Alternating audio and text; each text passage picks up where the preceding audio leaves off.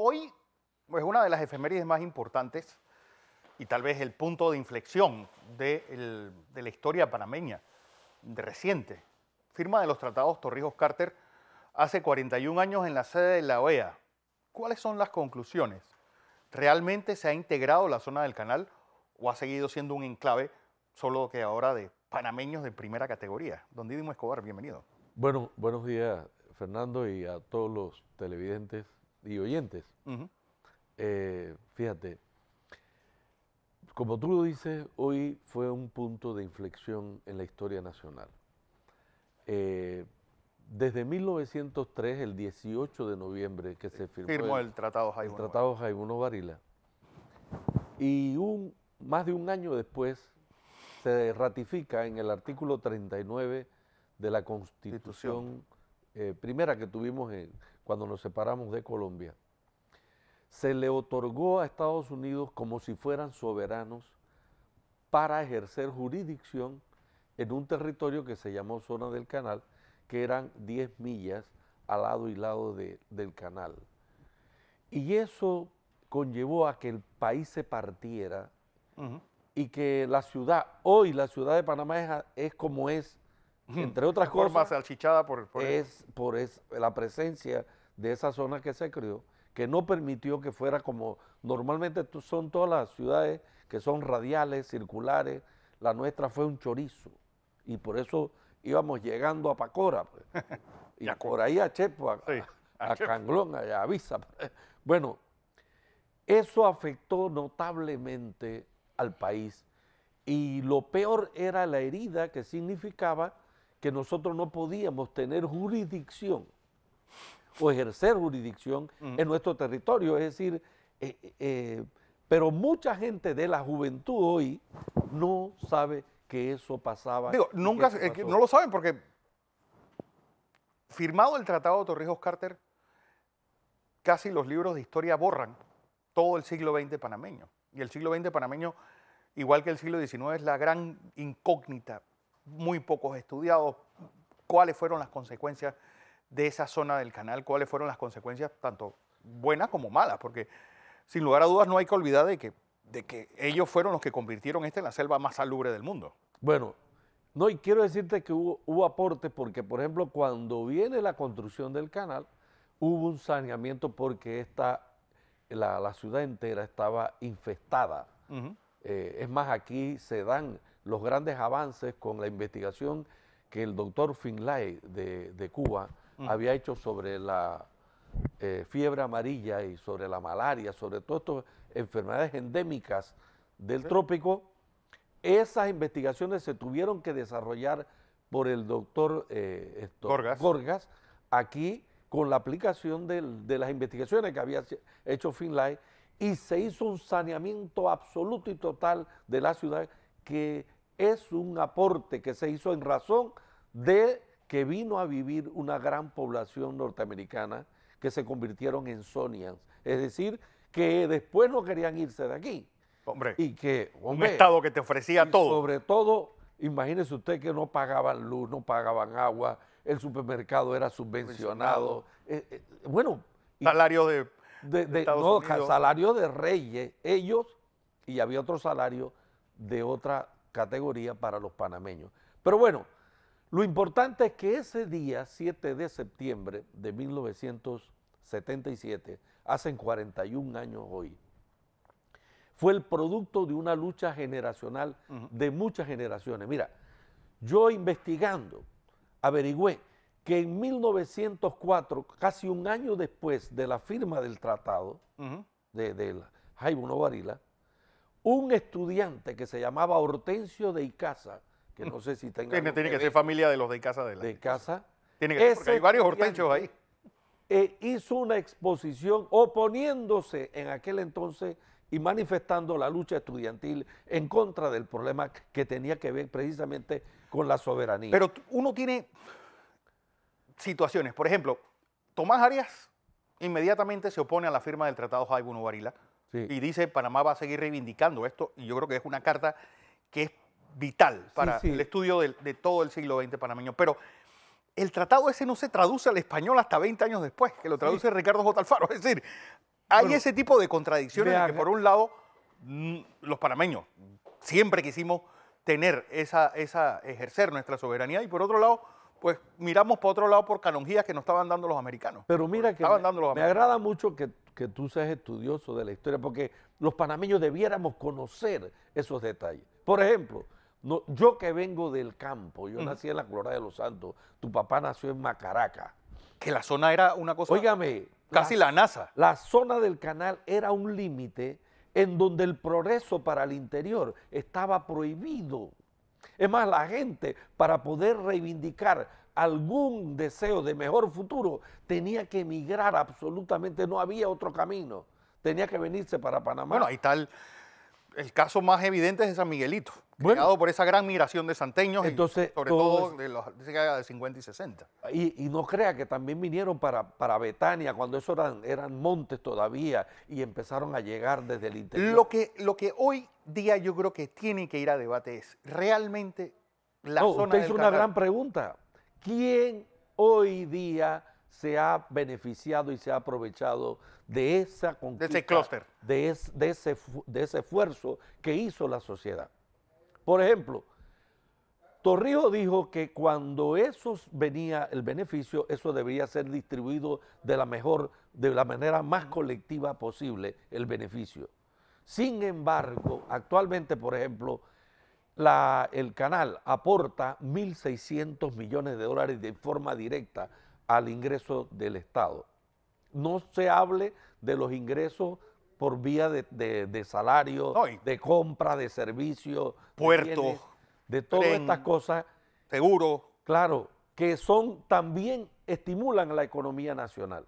Sí, es una cuarta parte del PIB panameño es el canal. Entonces, ¿qué pasa con este tema? Realmente no se está utilizando porque el problema es que ese dinero, en vez de utilizarlo para invertir en proyectos concretos, y lo doloroso es que cada vez que el Estado hace algo, resulta que cuesta 3, 4 y hasta 5 veces más que si lo hiciera un privado. Entonces, esto es una situación de perversidad que tenemos que ir a reformar ese Estado porque no se puede seguir esquilmando a la población de esa manera. Pero realmente la zona del canal dejó de existir el 1 de octubre del 79. No. Es decir, estamos hablando casi, bueno, el otro año serán 40 años. Sí. Y todavía existe esa barrera No, mira, psicológica. te quiero decir cuándo dejó de existir, que hay un error en esto. La zona del canal dejó de existir fue el 1 de abril de 1982. En el 79 Se revierte. hay una reversión, pero en el tratado se había La acordado, policía y lo que va se retira en el 82. se acordó que 30 meses después de la ratificación de los tratados entraba en vigencia y eso fue el 1 de abril de 1982. Es el 1 de abril de 1982 cuando desaparece el gobernador, la policía norteamericana, los jueces norteamericanos, los tribunales, la cárcel de Gamboa, que era la cárcel norteamericana, es decir, todo el aparato administrativo del Estado norteamericano que estaba incrustado dentro del territorio nuestro. Y bueno, ya estamos hablando de 36 años. 36 años dentro de los cuales esta barrera psicológica sigue existiendo para los panameños. Bueno, es que es así. Lamentablemente, incluso, mira que te lo tengo que decir con mucha sinceridad, mucha de la gente que estuvo hasta en contra de los tratados, pero no de manera suave, sino activa, frontal, en contra, son los que están hoy en la junta directiva del canal, son los que están decidiendo, los que están recibiendo beneficios. Es más, hay un montonón, hay un grupo que se llama Sílaba, resulta que han recibido un beneficio de un poco de tierra y han defoliado esa tierra para guardar carro. ¿Sí? El otro, Alberto Vallarino, resulta que compró unas tierras usando la influencia que él tenía, que era ministro de Economía y miembro de la directiva. Y miembro de la junta directiva, entonces comprando tierras baratas para después imponer un puerto que quieren imponer porque ellos quieren hacer el negocio. Lo que sí es cierto, bueno, es... ¡Qué barbaridad! ¿Sabes cómo se podía haber integrado esa tierra. Bueno, una de las primeras Porque cosas... también nosotros estamos viendo hacia arriba, pero hacia abajo, pues hubo una repartición de casas en el área revertida casi gratis para la gente que estaba muy allegada al gobierno de ese entonces. Pero mira qué cosa. Si tú entras a Clayton, por ejemplo, tú te vas a encontrar que en vez de panameños, la gran mayoría de gente que vive allí y de las casas de alto nivel son extranjeros. Y Pero los que- panameños nos quedamos mirando la cosa desde la barrera. Es decir, la intención que había de hacer algo, por ejemplo, hay zonas que debieron desarrollarse y de desarrollarse con el criterio más avanzado en materia de logística. En vez de desarrollar un puerto allá en el área de Farfán, que es lo normal, lo natural, Natural. lo que han aconsejado los expertos, ahora querían meter el puerto en mitad En Corozal. en Corozal. Pero Entonces, tiene también- ahora vaya a preguntar, ya en Farfán, ya todas esas tierras ahora son privadas. ¿Y cómo las compraron? A precio de bicoca. Pero tiene también, y ahí es donde tenemos que hacer media culpa a los panameños, Ajá. la zona del canal tenía 6 piscinas olímpicas. Vamos a ver cuántas funcionan. Gimnasios, estadios, escuelas. ¿Qué hemos hecho nosotros con toda esa infraestructura? Mira, ahí vivían 45,000 personas. Mira, la única escuela pública es la que ahora es el Instituto Bolívar. Y lo quieren cerrar. ¿Lo quieren cerrar? Pero todas las escuelas privadas, el Javier, las Esclavas, el San Mary, o sea, un montón, San Vicente, etcétera, etcétera, todas esas escuelas privadas tienen amplias instalaciones allá. Y entonces el sector público, ¿qué? Es que esa es la gran paradoja de todo esto. Que, bueno, la escuela de Margarita, por ejemplo, era una escuela para un lugar como Colón, una escuela Sí. a primer nivel. Muy bonita. La demolieron para hacer estacionamientos de carros. Vendieron ladas en ese momento en el MIT. ¿Usted se imagina que hay que ser estúpido con certificado para hacer eso? Pero el interés del pecunio privado lo logró hacer. Lo logró hacer. Usted no va. Porque la zona del canal estaba hecha de tal forma que ellos querían proteger el Mare Nostrum americano, que es el Caribe, no tanto el Pacífico. Por eso es que la mayor parte de la infraestructura estaba mirando hacia el Caribe. Así mismo. ¿Qué hemos hecho nosotros con todas esas bases? Yo fui profesor en Colón y el monte, bueno, se terminó comiendo un montón de casas y escuelas. Los únicos grandes proyectos que hay o son puertos privados o son barriadas privadas, pero barriadas públicas. Y todo el terreno público que hay ahí no se ha aprovechado para... Es que eso, mira, se desarrolla la ley 21 que se adoptó sabiamente antes de que revirtiera a Panamá, en el momento de la reversión. Esa ley se estableció para que es la primera ley en Panamá que se hace con un sentido científico de desarrollo urbano.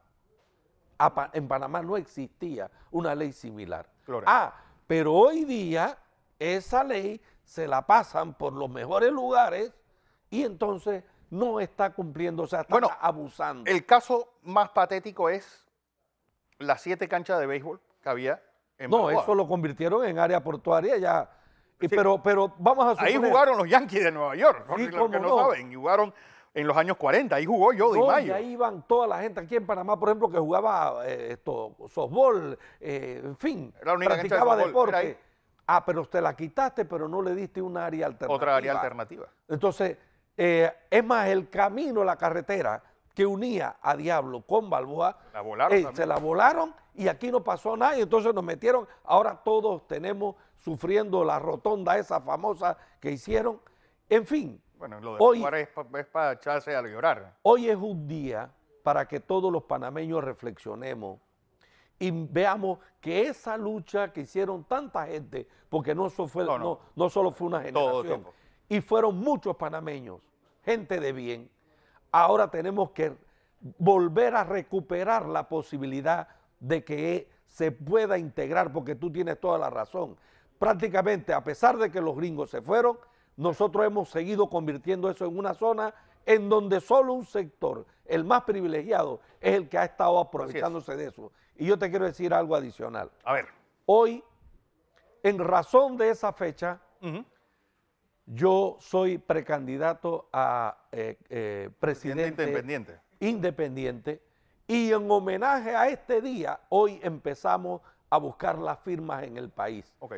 Hoy muchos activistas que nos están respaldando en todo el país están recogiendo las firmas porque hay que enderezar este país hay que adecentarlo. Nosotros creemos que podemos hacer un país distinto, que no puede ser corrupción tras corrupción, destruyendo. Calle arriba y calle abajo, encima. Sí, pues esto es una cosa que no salimos de este círculo Esta misma que estamos dando de vueltas y sobre esto el no mismo se eje. puede. Así es. Don Didimo Escobar, ¿dónde va a ser Muchísimas esa? ¿Dónde va a- No, esto va a ser principalmente en la ciudad de Panamá hoy, en Ok. diferentes lugares. La gente va a estar con los libros buscando la firma porque queremos enderezar. Y la consigna nuestra es por un país decente y una patria para todos, porque no puede ser que este país le pertenezca solo a 4 bellacos y sinvergüenza que se lo han robado plenamente. Así es.